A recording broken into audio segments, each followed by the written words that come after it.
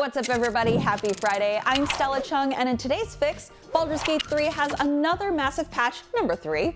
Rockstar adds games to its GTA Plus subscription service. Microsoft's buyout of Activision has been approved by the UK CMA, and choices. Sometimes good things happen, and sometimes bad things happen. And it's all presented by The Expanse, a Telltale series.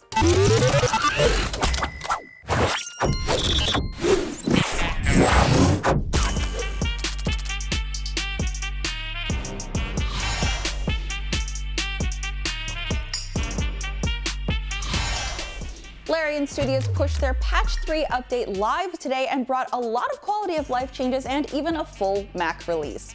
And just like the last two patch notes, the amount of updates Larian packed into Patch 3 was way too big for Steam's character limit.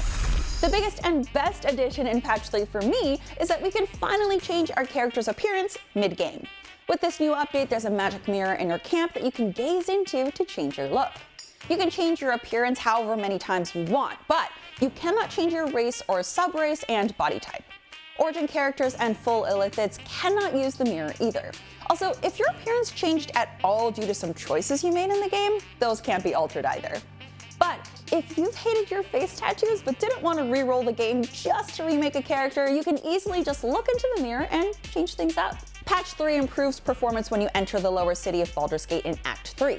This area was notorious for having stutters and frame drops from the amount of NPCs walking around. One chaotic solution some people found was to kill a few of the NPCs to improve the performance. That's an option, I guess, but the good news is you don't have to mass murder people anymore to get better performance.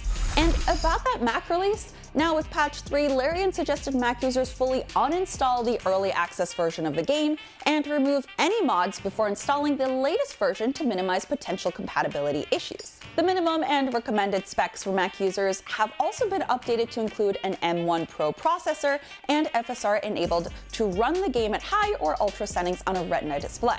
So now Mac users can jump in and enjoy one of my personal favorite games of the year. In weirder game updates, do you remember that GTA Plus subscription service Rockstar launched last March? Well, now subs to GTA Plus will get access to a, quote, rotating assortment of classic titles, starting with Grand Theft Auto: The Trilogy Definitive Edition. As a reminder, GTA Plus is only available on PlayStation 5 and Xbox Series. GTA Plus costs $5.99 a month and previously was just a GTA Online service that gave users in-game currency of $500,000 every month and other added exclusive benefits in GTA Online. GTA The Trilogy Definitive Edition includes Grand Theft Auto 3, Vice City, and San Andreas. This collection was released November 2021, which I can't believe it's been 2 years already. But this game wasn't exactly met with the reception Rockstar wanted with its poor graphics and abundance of bugs. The Definitive Edition has definitely been updated and improved since then, so I guess if you're paying $6 for GTA Plus, you're getting this collection for little to no money.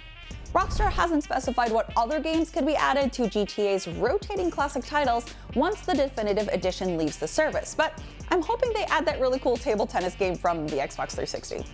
Oh yeah, once the GTA Plus games leave that month's free game roster, you can't play them anymore and won't be on your account.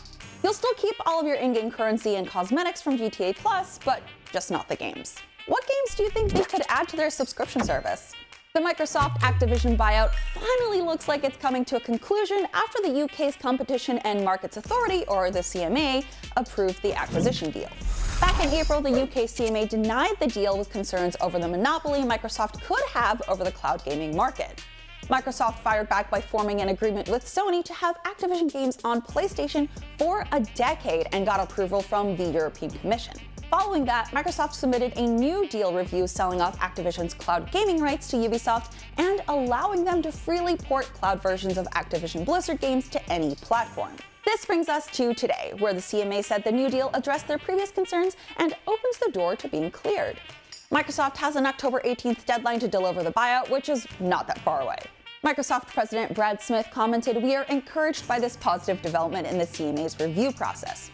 We presented solutions that we believe fully address the CMA's remaining concerns related to cloud gaming streaming, and we will continue to work toward earning approval to close prior to the October 18th deadline."